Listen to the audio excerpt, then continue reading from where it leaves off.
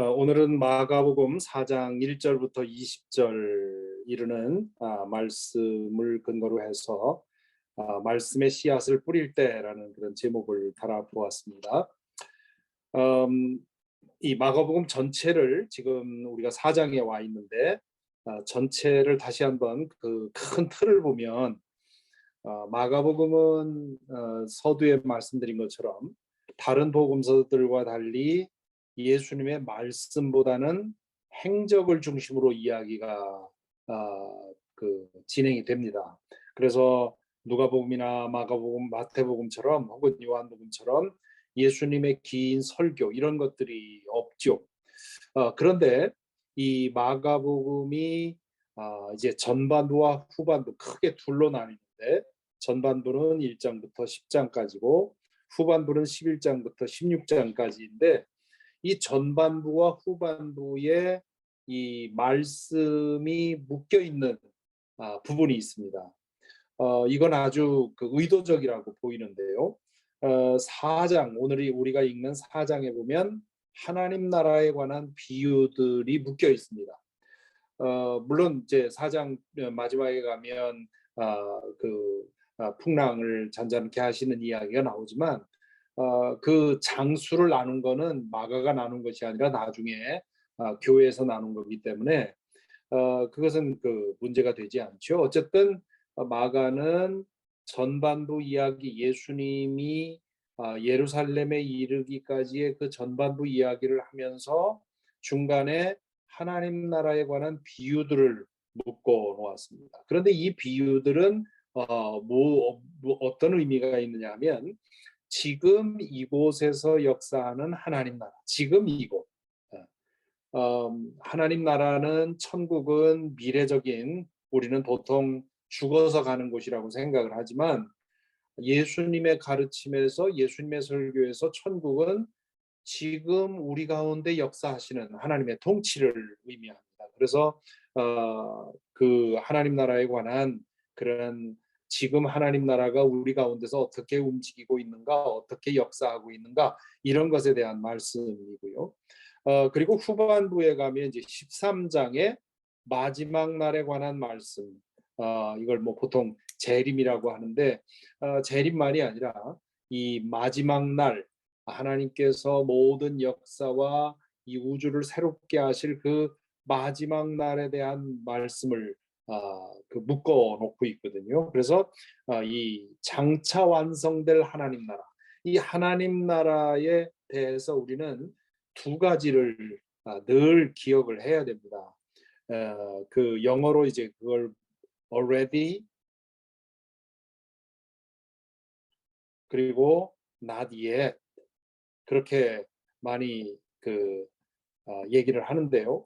already라고 하는 것은 하나님 나라가 우리 가운데 이미 와 있는 하나님 나라가 우리 가운데서 역사하고 있는 그 하나님 나라를 보아야 하는 것이고 그러나 그게 전부가 아니고 그게 완성될 미래가 있다는 거죠. 그래서 이 두 차원을 우리가 다 기억을 해야 되는데 그런 점에서 마가는 앞에서는 하나님 나라의 현재 지금 하나님 나라가 예수님의 사역 속에서 어떻게 움직이고 있는지를 보여주고 뒷부분에서는 예수님이 돌아가시기 전에 이제 마지막 날에 관한 예수님의 재림에 관한 말씀을 하지요. 그래서 지금 우리가 읽게 될 이 4장은 그런 의미에서 특별한 의미를 가지고 있다 하는 것을 우선 인트로덕션으로 말씀을 드리고요.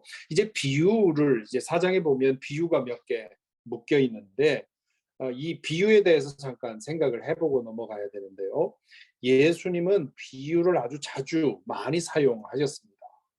비유의 대가라고 할 수 있지요. 그런데 이 비유를 말씀하신 이유가 두 가지입니다. 우리가 보통 비유라고 하면 어떤 잘 이해하기 어려운 것을 이해하기 좀 쉽게 만들기 위해서 비유를 사용을 하는데 그런 의미가 있죠. 그래서 긍정적인 이유는 하나님 나라라고 하는 것은 현실 경험을 넘어선 것입니다. 그렇기 때문에 비유로 말할 수밖에 없죠. 사실 이 하나님 나라에 관해서 우리가 쓰는 모든 말은 다 비유입니다. 영생이라는 것도 비유고요. 영생은 지금 우리가 가지고 있는 이 목숨이 한없이 길어지는 게 영생이 아니거든요. 지금 우리가 경험하는 이 목숨과는 다른 생명, 차원이 전혀 다른 생명인데 그 생명을 어떻게 표현할 방법이 없기 때문에 영생이라는 비유적인 언어를 사용을 한 겁니다.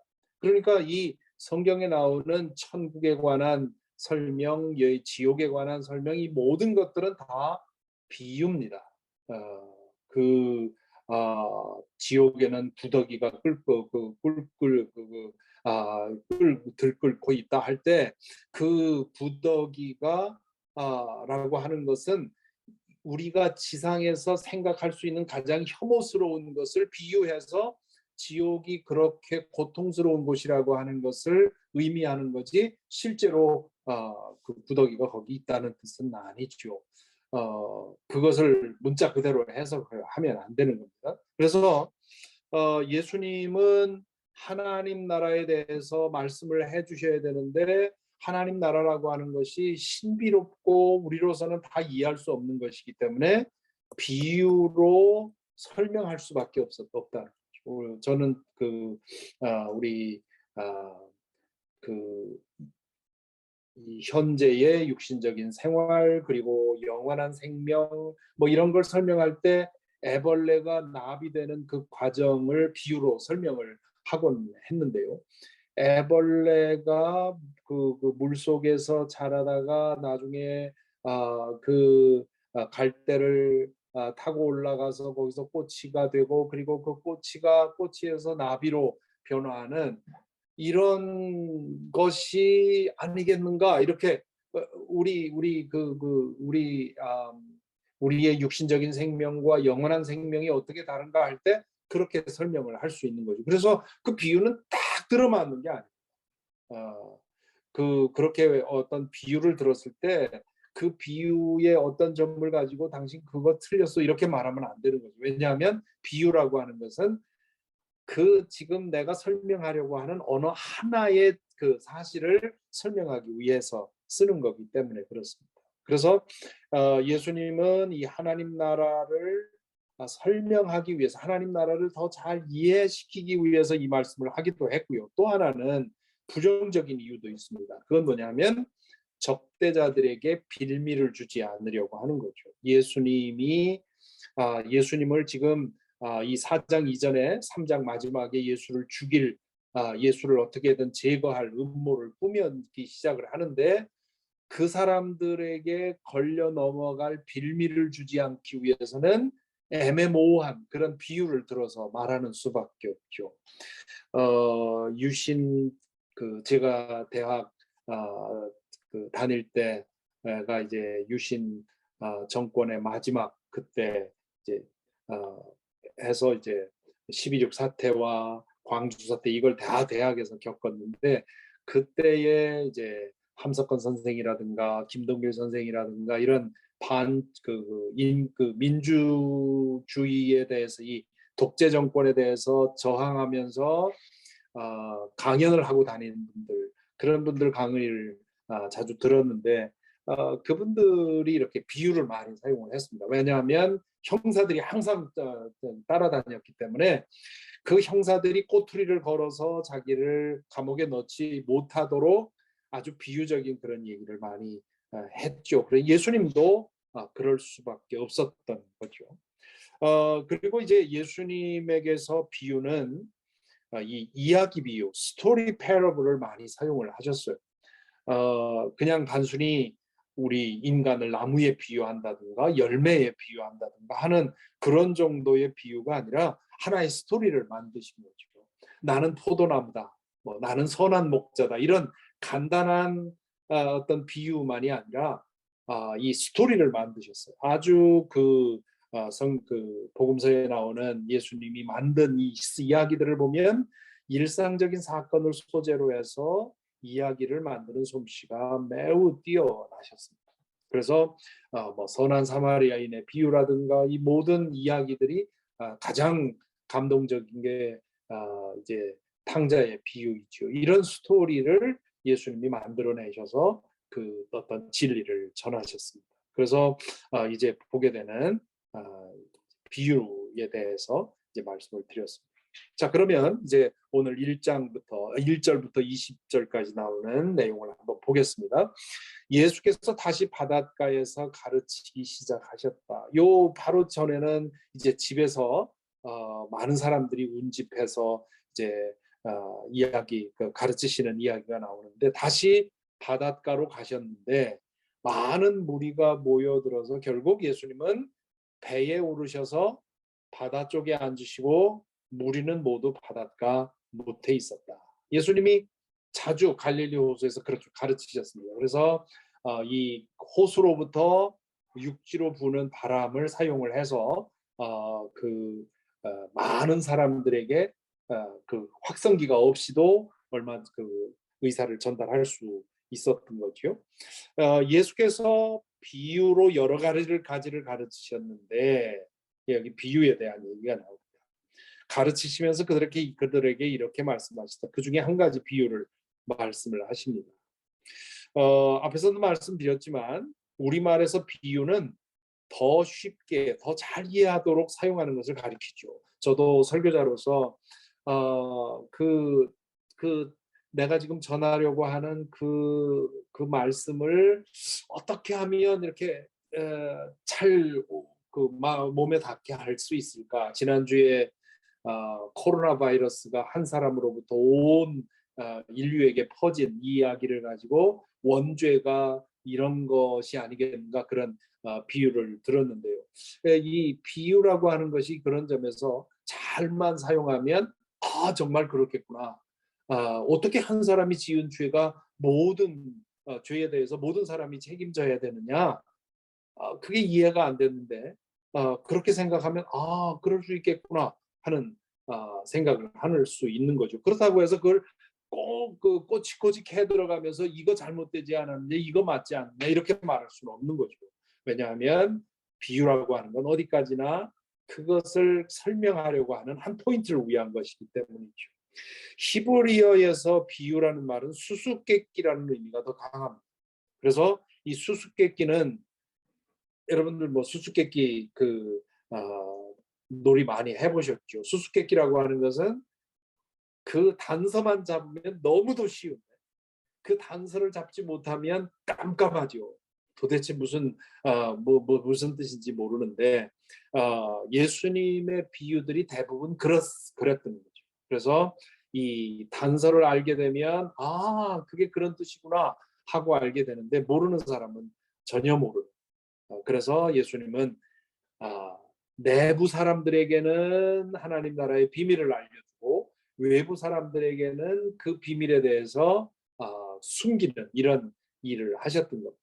자, 그래서 이제 첫 번째 비유가 우리 잘 아는 씨 뿌리는 사람의 비유지요. 잘 들어라. 씨를 뿌리는 사람이 씨를 뿌리러 나갔다. 그가 씨를 뿌리는데 덜어는 길가에 떨어지니 새들이 와서 그것을 쪼아먹었다. 또 덜어는 흙이 많지 않은 돌짝밭에 떨어지니 흙이 깊지 않으므로 싹은 곧 나왔지만 해가 뜨자 타버리고 뿌리가 없어서 말라버렸다. 이제 뒤에 보겠지만 이제 그 다음에는 가시덤불 속에 이제 씨앗이 뿌려집니다. 자, 씨 뿌리는 자의 비유를 보고 우리가 가져야 할 첫 번째 질문이 있습니다. 그건 이 농부는 왜 밭을 갈아엎지 않고 아무데나 뿌렸냐? 이렇게 질문을 해야 됩니다. 여기에 대해서 과거에 팔레스타인의 경작법이 그랬다. 그래서 팔레스타인 사람들은 씨를 먼저 뿌리고 그리고 밭을 갈아엎었다. 이렇게 과거에 설명하곤 했습니다. 제가 어릴 적에 그런 설명을 목사님한테 들었던 기억이 나는데요. 그건 사실과 다릅니다. 그 당시에도 팔레스타인 사람들도 씨를 뿌릴 때는 씨가 허비되지 않게 밭을 일구고 그리고 세심하게 씨앗을 뿌렸죠. 저도 어릴 적에 시골에서 뭐 배추도 심어보고 무도 심어봤는데 얼마나 씨앗을 허비하지 않으려고 노력을 합니까? 그래서 구멍을 다 밭 이랑을 만들고 구멍을 뚫고 그리고 거기다가 배추씨, 무씨 두세 개씩 이렇게 허비되지 않게 그렇게 뿌렸는데 아니 이 농부는 마치 뭐 씨앗이 남아도는 사람처럼 막 뿌렸단 말이죠. 왜 이러냐? 이 대답은 예수님이 의도적으로 이야기를 이렇게 이상하게 꾸민 겁니다. 이 예수님의 그 스토리 패러블, 예수님의 이야기 비유를 읽을 때 우리가 주목해야 될 부분이 있어요. 많은 경우에 다 그런 건 아니지만 대부분의 경우는 그 이야기 안에 서프라이즈가 있습니다. 비유를 일상적인 것에서 소재를 찾아서 이야기를 만드시는데 왜 이러지? 라는 의문을 가지게 만드는 포인트가 있어요. 그게 이 스토리 패러블에는 다 있습니다.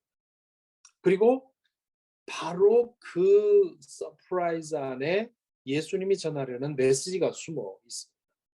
앞으로 이제 다른 비유를 볼 때도 주목해 볼 건데요.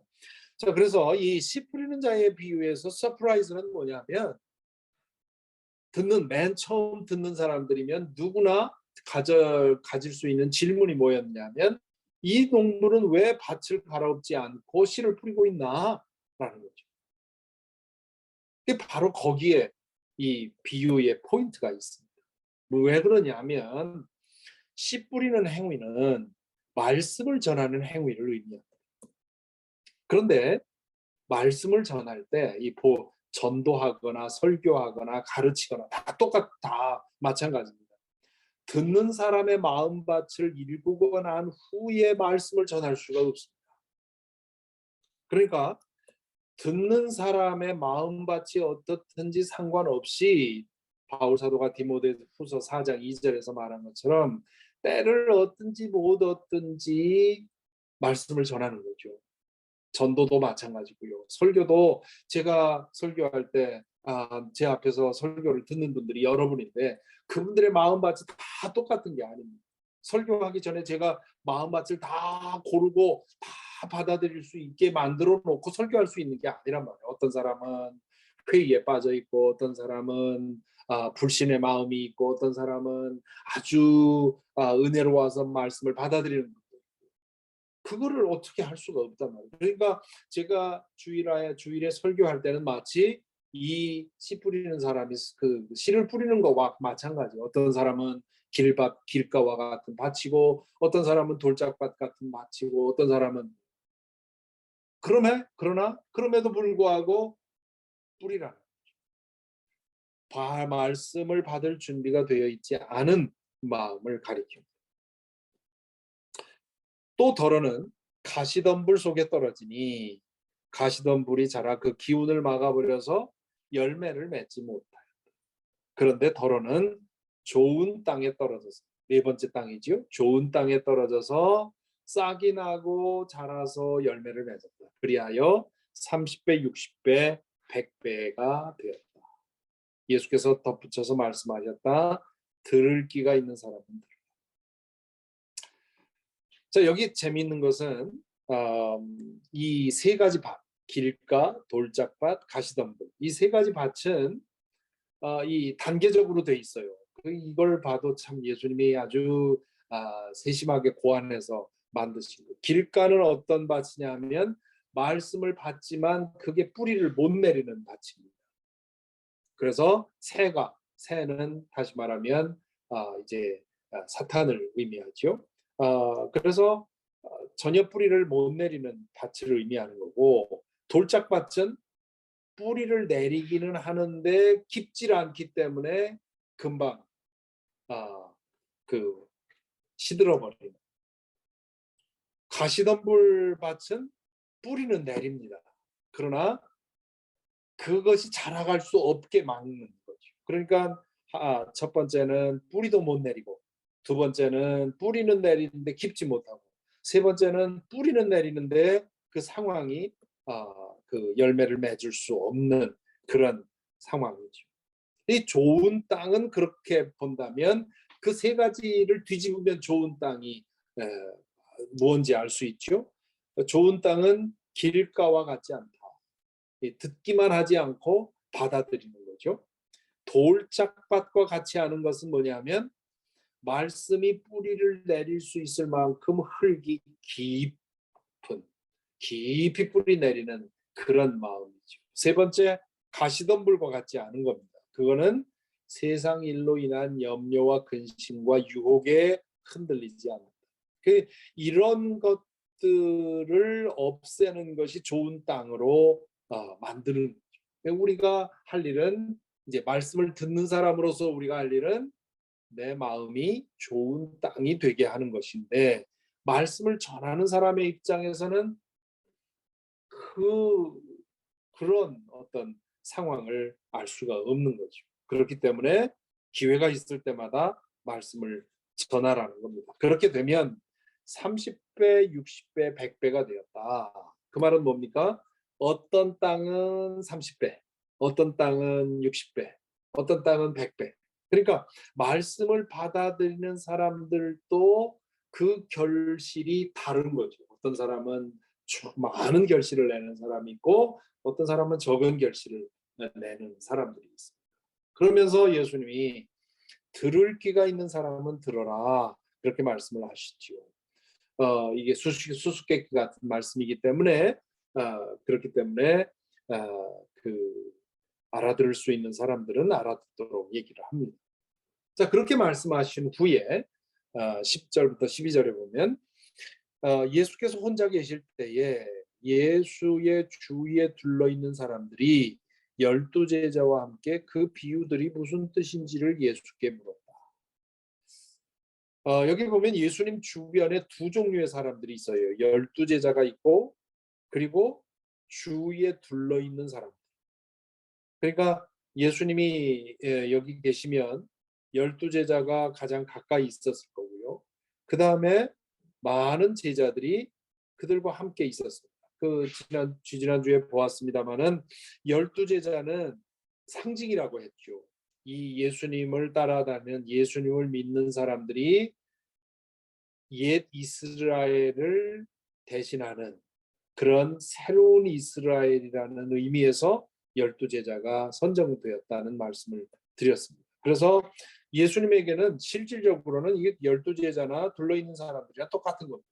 예수님의 제자들로서 예수님을 따라가는 사람들인데 이 사람들이 예수님께 그 비유가 무슨 뜻이냐고 묻지요. 그러자 예수께서 너희에게는 하나님 나라의 비밀을 맡겨주셨다.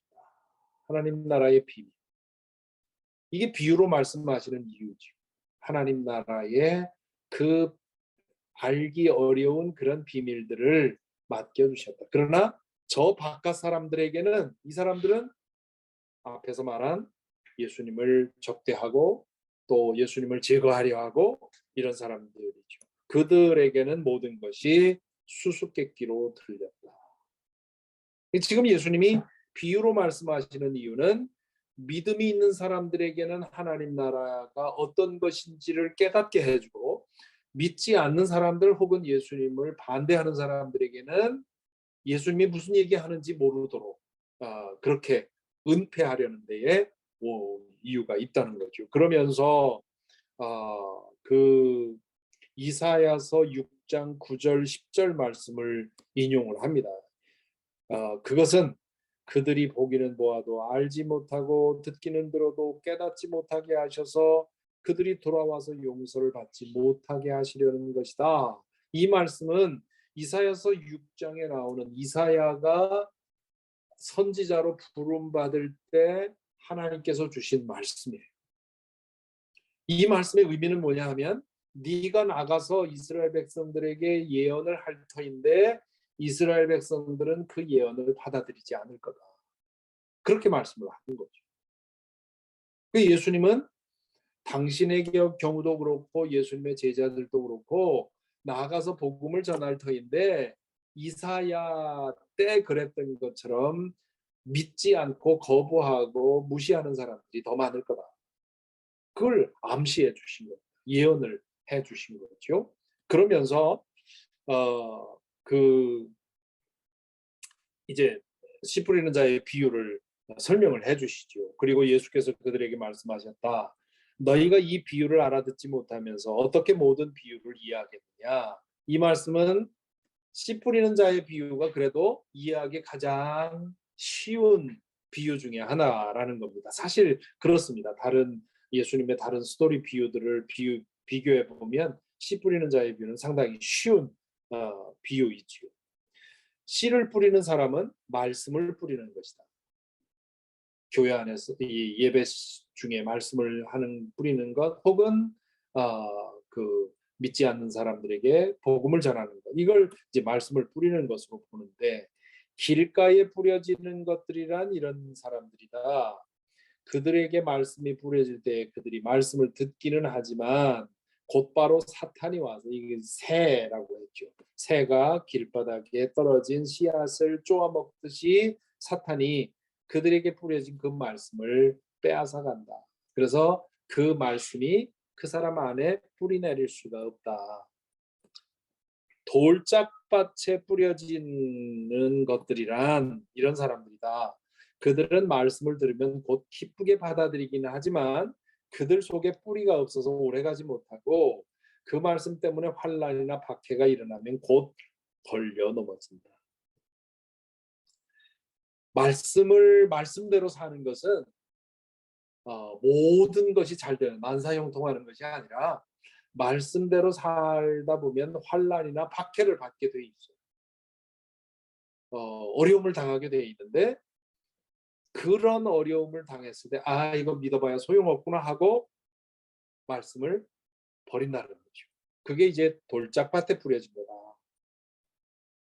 가시덤불 속에 뿌려지는 것들이란 달리 이런 사람들을 가리키는데, 그들은 말씀을 듣기는 하지만, 듣고 받아들이기는 하지만 세상의 염려와 재물의 유혹과 그 밖에 다른 일의 욕심, 염려, 유혹, 욕심, 이런 것들이 있어서 말씀이 열매를 맺지 못하게 그걸 질식시키는 거죠.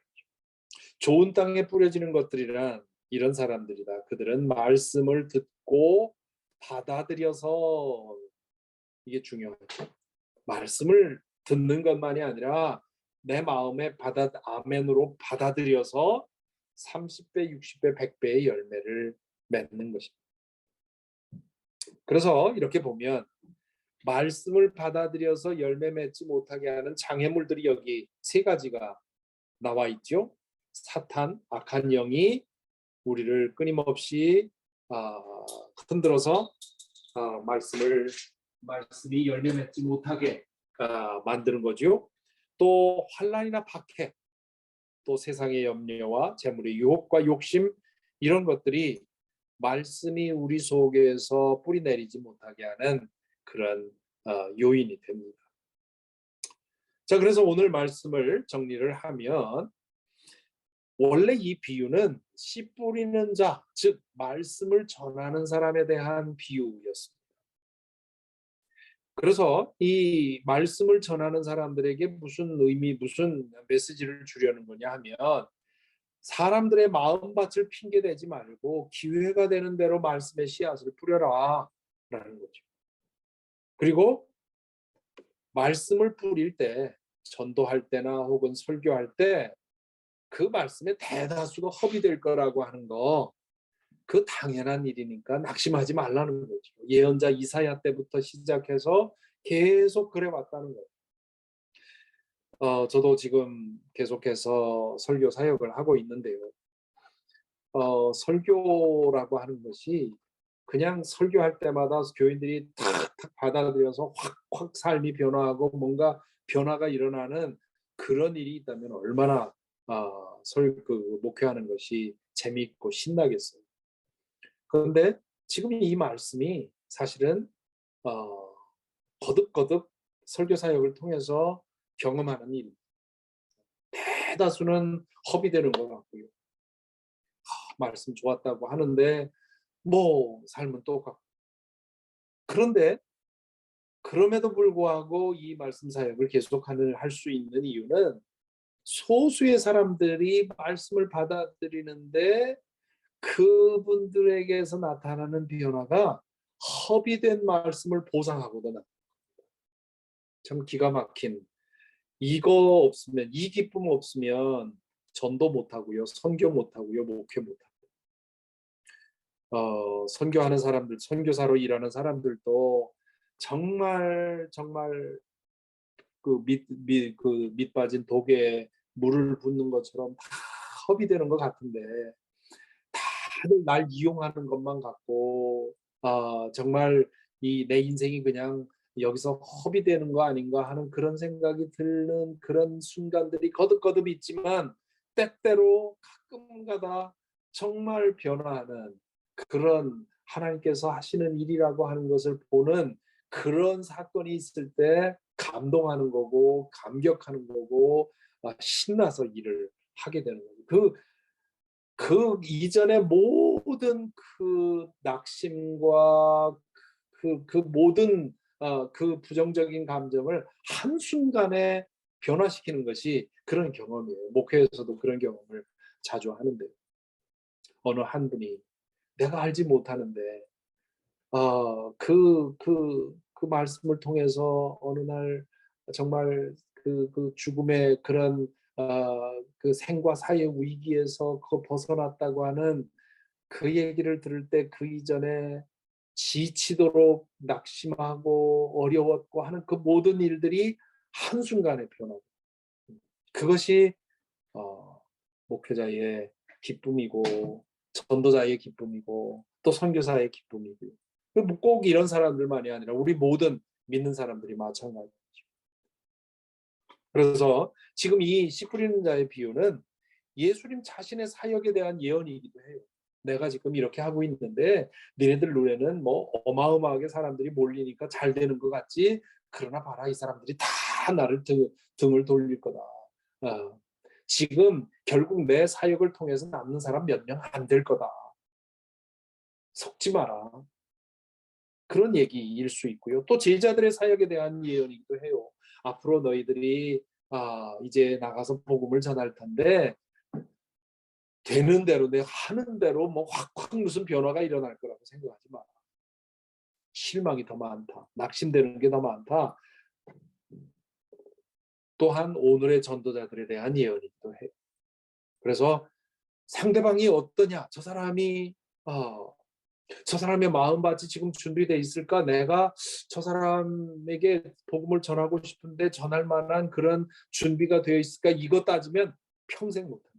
우리 눈에는 절대로 준비 안 된 것처럼 보여요.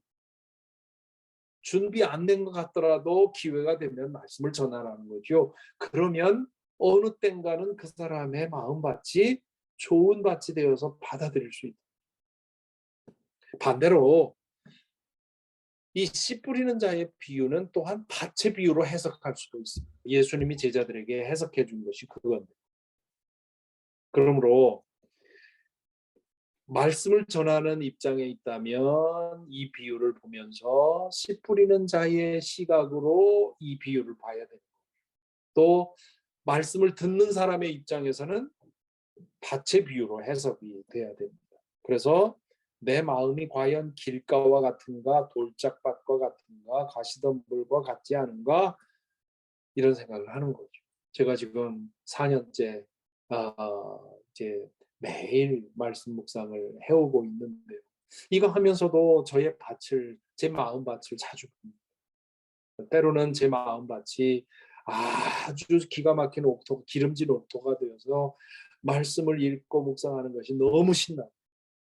또 때로는 드라이 해가지고 2번, 3번 읽어도 되지 않을 때가 있단 말이에요. 그래서 그걸 거듭 이렇게 4년 동안 해오다 보니까 이제는 그런 어떤 그 방법을 알게 된 거죠. 그래서 내 마음을 먼저 준비하고, 충분히 이 말씀에 내 마음이 조율할 수 있는 그런 마음을 준비한 후에 말씀을 읽고 묵상하고 해설하고 이렇게 합니다.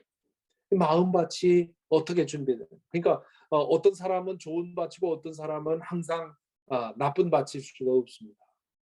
그 사람의 상황에 따라서 오늘은 좋은 밭일 수도 있고 내일은 나쁜 밭일 수도 있고, 똑같은 설교를 듣는데 어떤 사람은 하늘이 열리는 것 같은 그런 큰 기쁨을 느끼는 반면에 누구는 어, 냉랭한, 혹은 뭐 나를 표적 삼아서 설교했다 하면서 분노하는 사람도 있고, 마음밭이 어떠냐 하는 것이 말씀을 들을 때는 정말 중요해요.